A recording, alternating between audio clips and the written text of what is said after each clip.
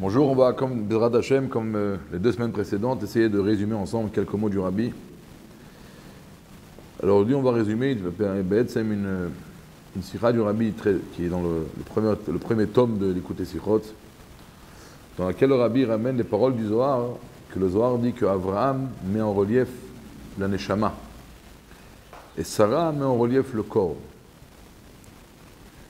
Et là, le Rabbi pose une question, puisque Abraham met en relief le sujet de l'âme divine, et Sarah le sujet du corps, le corps de chair. Alors, il y a un passage qui n'est pas compréhensible, un verset qui demande une explication. On sait que dans la paracha précédente, Dieu se tourne vers Abraham et lui dit « Kol asher tomar elecha Sarah, shma bekola » Tout ce que Sarah te dit de faire, écoute-la. Alors la question est grande. Si on dit que Sarah parle du corps, alors comment c'est possible? Tout le monde sait que le corps a des pulsions qui parfois sont négatives. On sait tous que le corps ne veut pas forcément faire ce que la Neshama veut. Par exemple, la Neshama décide de se lever à 6h du matin pour étudier la Torah. Mais lorsque 6h du matin arrive, le corps dit à la Neshama, moi je veux dormir. Le corps voile sur l'âme divine. Il empêche souvent l'âme divine de remplir sa mission.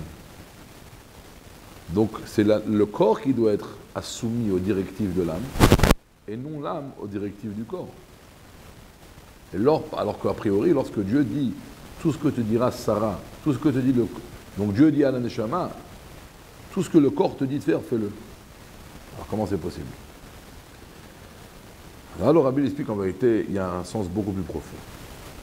Et avant cela, dans cette même sira, le Rabbi ramène le proverbe, le mot bien connu du Baal Shem Tov sur le verset, qui dit « Ki tirech hamor sonecha » lorsque tu verras l'âne de ton ami, « Revetz tachat maso » Le verset, en vérité, nous dit comme ça. Tu marches dans la rue et tu vois un ami qui est son âne, toute la marchandise, par exemple, qui est sur le dos de l'âne, est tombée par terre. Mais, comme par hasard, c'est l'âne de ton ennemi.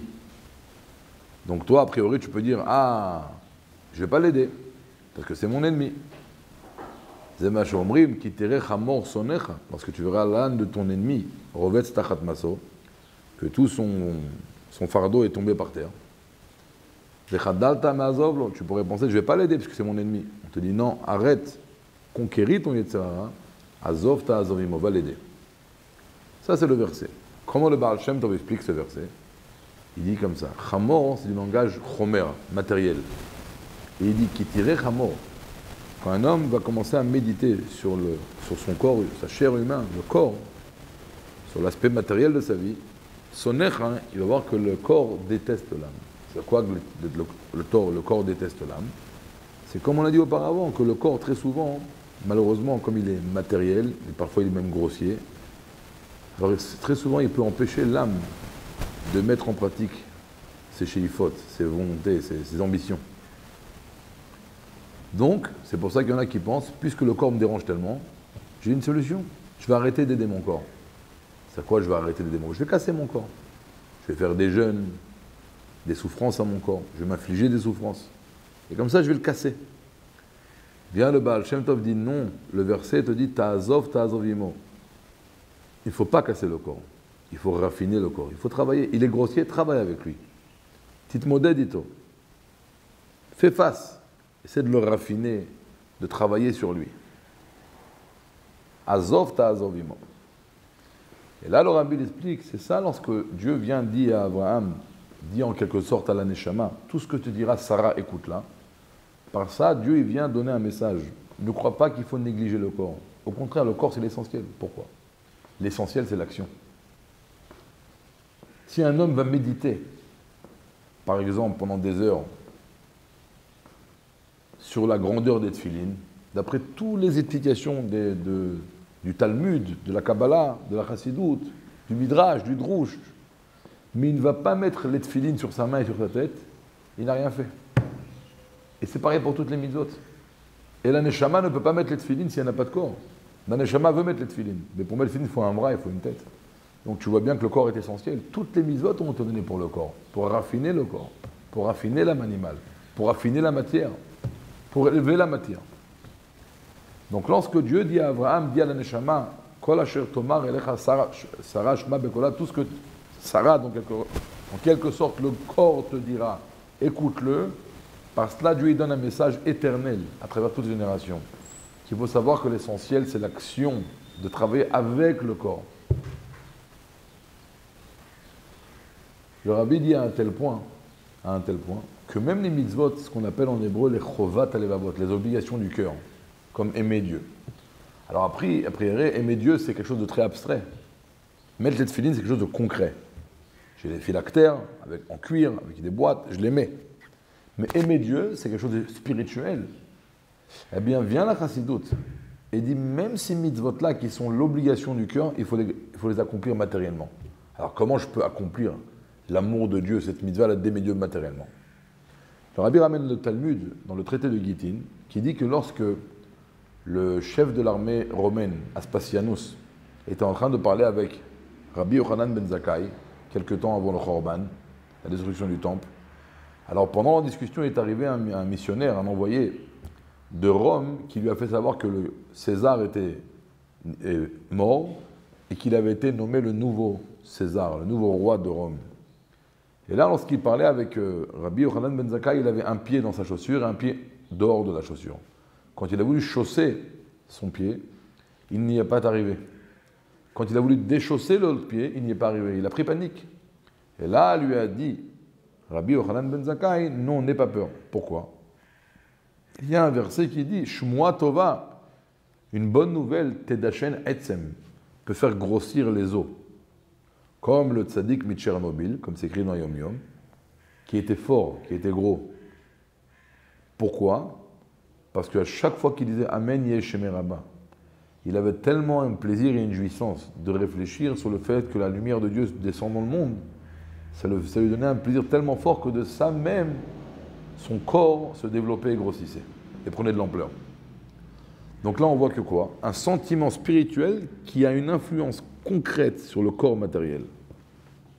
Ça veut dire quoi? C'est comme ça qu'il faut aimer Dieu. Il faut aimer Dieu à un tel point que tu ressens dans ton cœur, que le cœur il ressent, le corps humain il ressent l'influence de l'intensité de l'amour de Dieu. Comme le Rabbi Rayas ramène un exemple. Des fois, tu peux avoir un ami, ou tout le monde peut ressentir ça lorsque par exemple il rentre au OL, ou quand on voit le Rabbi. À ce moment-là, la paisibilité que ça nous ramène, elle est tellement forte qu'au même moment, on oublie tous nos soucis. Le Rabbi dit pareil. Lorsque tu dis Ve'afta, tu aimeras Dieu, Hachem ton Dieu, on doit ressentir un sentiment de fort tellement intense, un sentiment d'amour pour Dieu tellement intense, tellement fort, qu'au même moment, ça nous fait oublier tous nos problèmes, toute notre vie. Tellement que ça nous amène une paisibilité et une joie et une jouissance. Pareil pour la crainte de Dieu. Rabbi ramène là-bas une histoire que le Tzemach Tzedek, une fois il y avait une Hitva Adout, et pendant cette Hitva Adout, là, à 3 reprises, il a bu 3 verres entiers de vodka à 90 degrés. Et donc tout le monde comprend que ça a une influence sur lui. Et à un moment donné, il a passé sa main sur le front et ça lui a complètement enlevé l'effet de l'alcool. Et après, il a expliqué pourquoi. Il y a une phrase qui dit « Pachad mefig yain ». La peur, quand un homme il est saoul, si au même moment il a une grande peur, ça lui enlève toute la... ça enlève tout, complètement, ça efface l'effet de l'alcool. Le Admur Tzemach Tzedek, il a réfléchi sur la grandeur de Dieu. Ça a créé chez lui un sentiment de peur et ça lui a enlevé l'effet de l'alcool. Donc on voit ici que quoi? C'est une crainte de Dieu qui a eu un effet sur le corps. Et là on voit que même les mitzvot, qui sont l'obligation du cœur, ce qu'on appelle chovat, alevavot, même ces mitzvot-là, il faut les accomplir de telle façon qu'elles ont une influence sur le corps matériel. Même ces mitzvot-là, on les fait quelque part matériellement. L'essentiel, c'est l'action. Amaase ou Eika. Il est vrai que la kavana est importante. La kavana amène également beaucoup de choses. Mais lorsqu'il y a la kavana sans l'action, c'est beaucoup plus grave que l'action sans la kavana. Parce que la kavana sans l'action, j'ai rien. L'action sans la kavana, j'ai quelque chose. Cela peut-être nous rapporte à une histoire On dit qu'une fois, le Tzemar Tzedek a demandé à son fils, le Rabbi Marash, à Lubavitch était venu en inviter deux grands chassidim, Rabbi Hillel Miparitch et Rabbi Isaac Meomil. Et le Tzemar Tzedek a demandé à son fils qu'il aille voir par la fenêtre, chacun dormait dans une chambre différente, d'aller observer qu'est-ce qu'ils font. Effectivement, l'enfant est parti, et lorsqu'il est revenu, il a décrit à son père comment était Rabbi Hillel Miparitch et comment était Isaac Meomil. Et là, le Rabbi lui a dit comme ça. Les deux sont en train de réfléchir sur le Mahamar que j'ai dit Shabbat. Mais il y a une différence fondamentale entre les deux. Il est connu que ce chassid-là, Isaac Meomil, était défini comme un maskil. Un maskil, c'est-à-dire qu'en réalité, il avait un grand intellect, une grande compréhension profonde dans les sujets de la chassidoute. Mais un maskil doit également servir Dieu à travers le travail de la prière, le raffinement des midot. Mais essentiellement, le point culminant chez le Isaac Meomil était la haskala, la réflexion. Hillel Paritcher, le point culminant chez lui, c'était l'avoda, le travail. Mais également, il avait également une grande réflexion dans la chassidoute. Mais le point essentiel chez lui était le travail. Et là, le Rabbi dit à son fils, lorsque Isaac Meomil apprend un Mahamar, il recherche tout d'abord le côté intellectuel, la réflexion intellectuelle qu'il y a dans le Mahamar. Et après de cela, il cherche comment de ça se découle également le travail. Comment de ça je prends des enseignements pour le travail de la prière, le raffinement des midot. Hillel Paritcher, c'est le contraire. Tout d'abord, il cherche dans le Mahamar la Nekuda, le point qui met en relief comment le travail de Dieu sort de ce Mahamar. Et après qu'il a trouvé le point qui est lié avec le travail concret de la prière, du raffinement des midot, vechoulé, après il cherche comment de cela il y a également se découle une réflexion intellectuelle. Et alors Rabbi rajoute, dit à son fils, mais tu sais, pas toujours Isaac Meomil y arrive. Des fois Isaac Meomil, après qu'il ait trouvé le point intellectuel qu'il y a dans le texte, il n'arrive pas toujours à trouver comment ça se traduit dans le travail. Et également Hillel Paritcher, après qu'il a trouvé comment cette chose-là se traduit dans le travail, pas toujours il arrive à trouver comment de cela se découle une réflexion intellectuelle. Et il termine, mais tu dois savoir qu'il y a une différence fondamentale entre les deux. Pourquoi ? Lorsque Isaac Meomil n'arrive pas de la réflexion intellectuelle arriver à traduire ça dans le travail concret, alors il lui manque tout. Alors que Hillel Paritcher, quand du travail concret, il n'arrive pas à trouver comment de cela se découle une réflexion intellectuelle, il lui manque rien. Parce que l'essentiel, c'est le travail. Le ikar, c'est aveda bechen, aveda bepel, l'action concrète. Et c'est ça qu'on dit, kol asher, tout ce que Sarah te dira, il faut l'écouter. Il faut savoir que l'ikar, c'est le corps, de raffiner le corps, de travailler avec le corps, les mitzvot concrètes. C'est avec les mitzvot qu'on fait les choses. C'est connu, on va terminer avec une histoire. On dit qu'une fois, le Rav Mendel Futerfast, lorsqu'il est parti faire Miftat Tfilin, il a vu un juif. Il lui a proposé de mettre les Tfilin.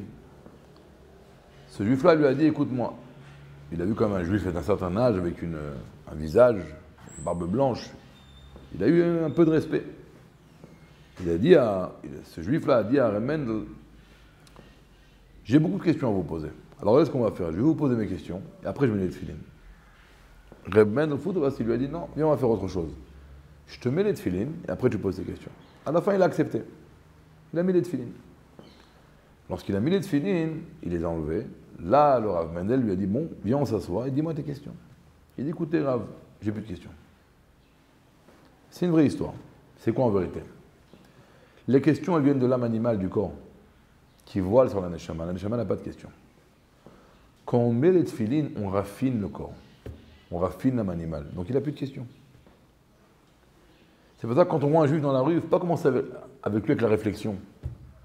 Parce qu'il va avoir plein de questions de son corps, de son âme animale. Quand je vais prendre ce juif, je vais lui mettre une période de tefilin, je vais raffiner son corps et son âme animale, il n'a plus de questions. Je vais faire manger un juif une matzah, il n'aura plus de questions. Je vais lui faire manger une seuda de Shabbat, il n'aura plus de questions. Je vais lui faire faire une mitzvah, lui mettre un tzitzit, il n'aura plus de questions. le corps va arrêter de voiler. Kol asher tomar elecha Sarah shma bekola, l'essentiel, amase ou aïkar. Shabbat shalom.